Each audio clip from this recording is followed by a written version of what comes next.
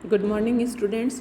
आज अपन पढ़ेंगे BSc part third के paper second ecology and environmental biology का टॉपिक ऑक्सीजन साइकिल, ऑक्सीजन चक्र, जो कि एक बायोजियोकेमिकल साइकिल है, जैव भू रासायनिक चक्र है। और इस टॉपिक को अपन आज मेनली इन टॉपिक्स में डिस्कस करेंगे। सबसे पहले introduction of oxygen cycle, oxygen चक्र का परिचय कि ऑक्सीजन चक्र क्या है। Secondly stages of the oxygen cycle, oxygen चक्र की अवस्थाएं क्या क्या होती हैं। इसके बाद यूजेज ऑफ ऑक्सीजन, ऑक्सीजन के उपयोग, और उसके बाद प्रोडक्शन ऑफ ऑक्सीजन, ऑक्सीजन का उत्पादन, और लास्ट में importance of oxygen cycle, oxygen चक्र की महत्ता। सबसे पहले अपन देखते हैं introduction of oxygen cycle. What is oxygen cycle, कि ऑक्सीजन चक्र क्या है। तो ऑक्सीजन चक्र एक बायोजियोकेमिकल साइकिल है। ऑक्सीजन साइकिल, क्योंकि ऑक्सीजन गैस स्टेज में रहता है एलिमेंट, इसलिए इस चक्र को गैसीय चक्र या गैसीय साइकिल टाइप का बायोजियोकेमिकल साइकिल कहते हैं। और बायोजियोकेमिकल साइकिल खुद क्या होता है। बायोजियोकेमिकल साइकिल अपने ग्लोबल एनवायरनमेंट पे पाए जाने वाले सभी रासायनिक तत्व, सभी केमिकल एलिमेंट्स अपने ग्लोबल एनवायरनमेंट के जो पार्ट्स हैं, मेनली जो स्फीयर्स हैं, एटमॉस्फेयर, लिथोस्फीयर, बायोस्फीयर और हाइड्रोस्फीयर, जलमंडल, थलमंडल, वायुमंडल और जैवमंडल, इन सभी स्फीयर्स के बीच सभी रासायनिक तत्व एक चक्र के रूप में प्रवाहित होते रहते हैं, और उस चक्र को ही जैव भू रासायनिक चक्र कहते हैं। और वो रासायनिक तत्व यदि ऑक्सीजन है, और वो इन सभी स्फीयर्स में, सभी मंडलों में, जो कि ग्लोबल एनवायरनमेंट के 4 मंडल हैं, इनमें प्रवाहित होती रहती है ऑक्सीजन, उस प्रवाह को ऑक्सीजन चक्र कहते हैं। इसके बाद अपन देखते हैं stages of the oxygen cycle. Oxygen चक्र की स्टेजेस, मेनली ऑक्सीजन चक्र की 3 स्टेज पाई जाती हैं, स्टेज 1, स्टेज 2 और स्टेज 3। और ऑक्सीजन का प्रवाह स्टेज 1 से स्टेज 2, स्टेज 2 से 3 और 3 से फिर वापस फर्स्ट में, ये एक चक्र के रूप में जो प्रवाह होता रहता है, इसे ऑक्सीजन चक्र कहते हैं। और ये 3 स्टेजेस पाई जाती हैं। अब देखते हैं 3 स्टेजेस हैं कौन कौन सी। सबसे पहले स्टेज 1।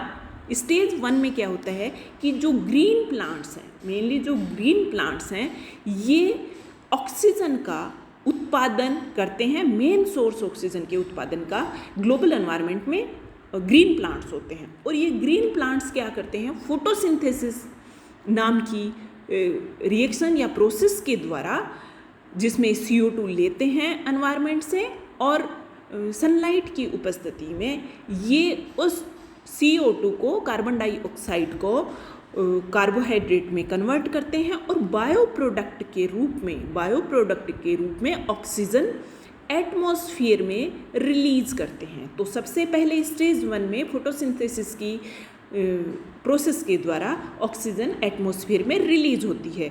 और एटमॉस्फेयर से सेकेंड स्टेज में, एटमॉस्फेयर में जो प्रेजेंट ऑक्सीजन है, वो सभी लिविंग ऑर्गेनिज्म अपनी रेस्पिरेशन के में उपयोग लेने के लिए उस ऑक्सीजन को सभी अपनी बॉडी में ग्रहण करते हैं।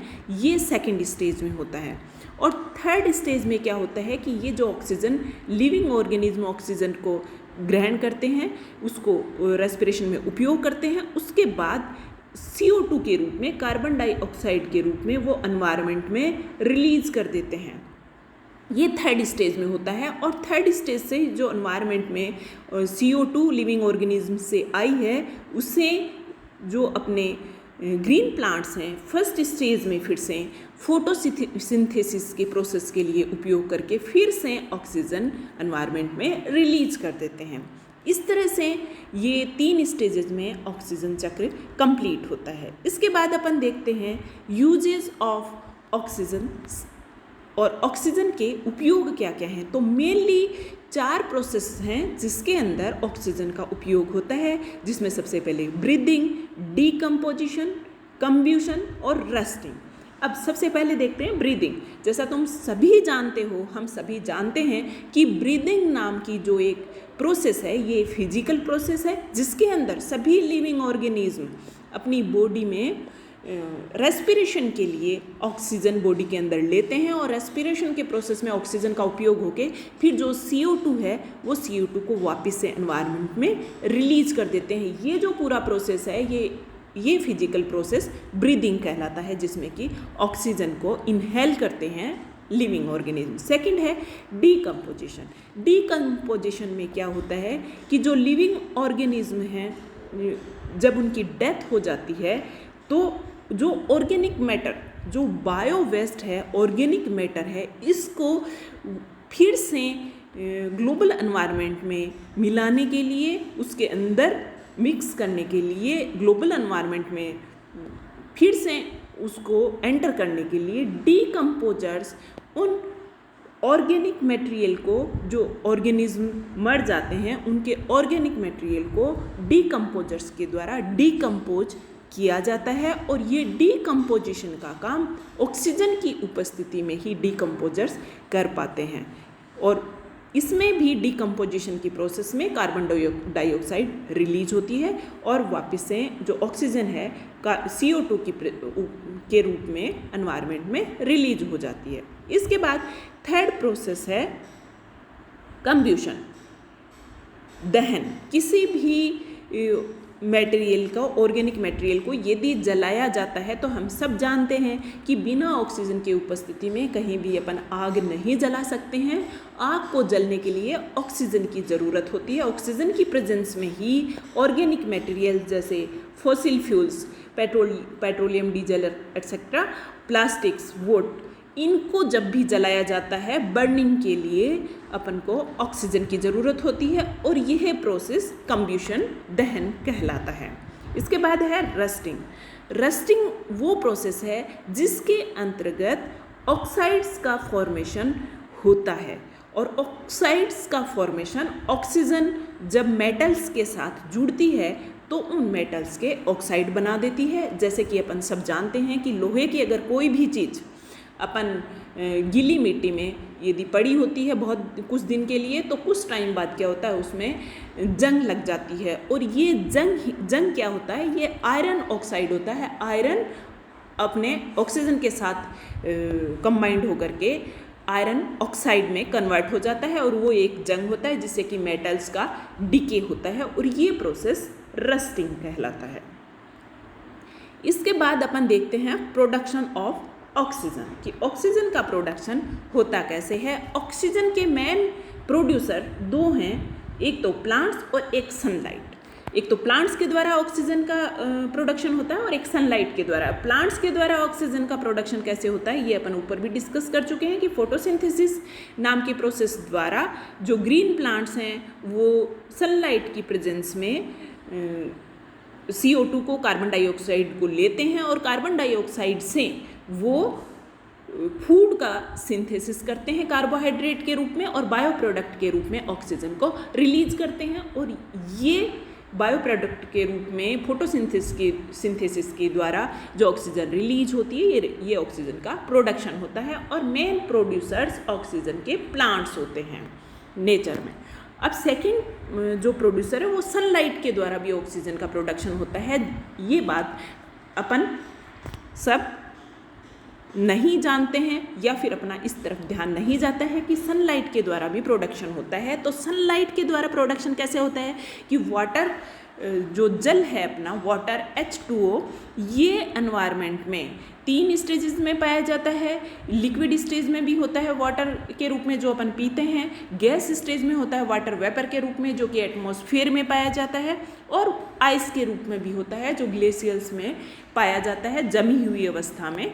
तो ये तीनों स्टेजेस में होता है। और अपने जो एटमॉस्फेयर है उसमें वाटर होता है वो वाटर वेपर के रूप में प्रेजेंट होता है। और वाटर वेपर पे जब सनलाइट रिएक्ट करती है तो उसको हाइड्रोजन और ऑक्सीजन दोनों पार्ट में तोड़ देती है और ये ऑक्सीजन का रिलीज करती है सनलाइट। इस तरह से सनलाइट भी ऑक्सीजन का प्रोडक्शन करती है। तो सनलाइट और प्लांट्स दोनों के द्वारा ऑक्सीजन का प्रोडक्शन होता है। इसके बाद अपन देखते हैं कुछ इम्पोर्टेंट फैक्ट्स किसके बारे में? ऑक्सीजन के बारे में। ऑक्सीजन के कुछ इम्पोर्टेंट फैक्ट जिन पे कि बहुत ये जो फैक्ट हैं ये बहुत कॉमन नहीं है, इस तरफ अपना ध्यान नहीं जाता है, इसलिए इनको यहाँ देखना ज़रूरी है।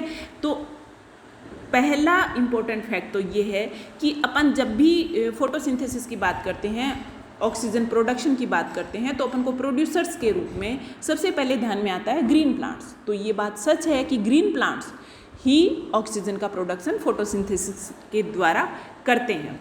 लेकिन जब अपन ग्लोबल एनवायरनमेंट को, ग्लोबल स्फीयर्स को अपन देखते हैं तो हमें पता है कि 4 मेन स्फीयर्स होते हैं: हाइड्रोस्फीयर, लिथोस्फीयर, एटमॉस्फेयर और बायोस्फीयर। इसमें लिथोस्फीयर और हाइड्रोस्फीयर, ये जो अर्थ की सरफेस है, इस पे ये 2 स्फीयर 2 मंडलों में बंटी हुई होती है जिसमें कि लिविंग ऑर्गेनिज्म रहते हैं।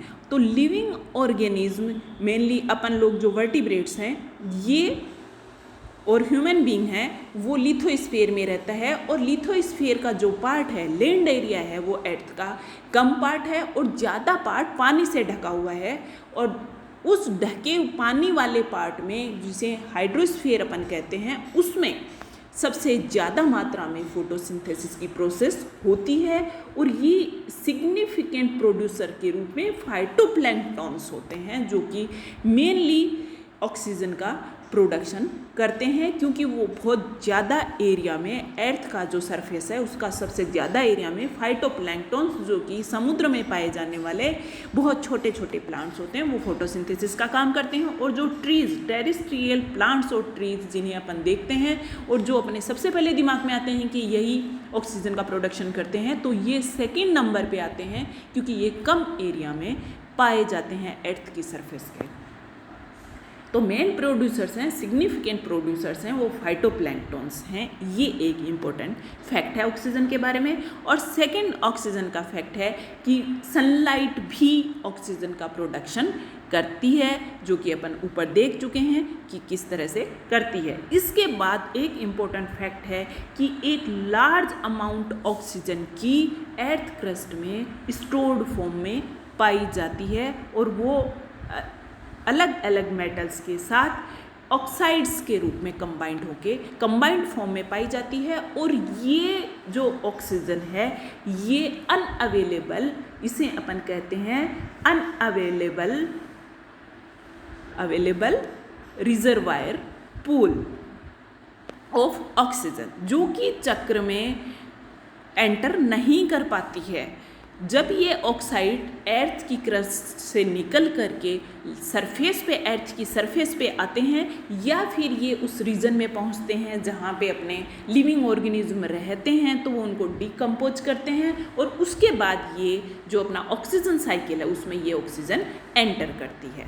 इसके बाद लास्ट में अपन देखते हैं कि importance of oxygen cycle, oxygen चक्र की महत्ता क्या है। तो ये इसके बारे में ज़्यादा कुछ कहने की अब ज़रूरत नहीं रही, जब अपन पूरा पढ़ चुके हैं ऑक्सीजन चक्र को। और हम सब जानते हैं कि यदि ऑक्सीजन अवेलेबल नहीं होगी अर्थ पे, ग्लोबल एनवायरनमेंट में, तो लाइफ होना ही, जीवन होना ही असंभव बात है। क्योंकि सर्वाइवल के लिए, लिविंग ऑर्गेनिज्म को सर्वाइव करने के लिए ऑक्सीजन पहली ज़रूरत होती है, क्योंकि लाइफ के चलने के लिए एनर्जी की ज़रूरत होती है, और एनर्जी प्रोडक्शन में ऑक्सीजन जो है इसका ही मेन रोल होता है। इसके बिना एनर्जी का प्रोडक्शन होना लिविंग ऑर्गेनिज्म में असंभव है, और इसीलिए लाइफ तभी है जब ऑक्सीजन है, ये कहना भी अतिशयोक्ति नहीं होगी। और अपन यदि पॉइंट्स में देखें तो ब्रीदिंग में ऑक्सीजन की ज़रूरत होती है, जो कि रेस्पिरेशन के लिए ब्रीदिंग नाम का प्रोसेस पाया जाता है रेस्पिरेशन में ऑक्सीजन अवेलेबल कराने के लिए। कंब्यूशन, अगर कोई भी ऑर्गेनिक मटेरियल है तो उसका दहन बिना ऑक्सीजन के नहीं हो सकता। डिकम्पोजिशन ऑफ ऑर्गेनिक वेस्ट, तो ऑर्गेनिक वेस्ट जो हैं वो साइकिल से बाहर हो जाते हैं जब वो कंपाउंड फॉर्म में होते हैं, और उन्हें वापस डिकम्पोज करके, उन्हें बेसिक एलिमेंट्स में तोड़ करके वापस से ग्लोबल एनवायरनमेंट के साइकिल्स में एंटर कराने के लिए इनका डीकम्पोजिशन होना ज़रूरी है, जो भी ऑक्सीजन के बिना नहीं हो सकता। इस तरह से हम देखते हैं कि ऑक्सीजन बहुत इम्पोर्टेंट एक एलिमेंट है, इसके बिना लाइफ भी संभव नहीं है। अपना टॉपिक यहीं ख़त्म होता है और खुश रहिए, घर पर रहिए, कोरोना से बचने के उपाय उपयोग करते रहिए। Thank you.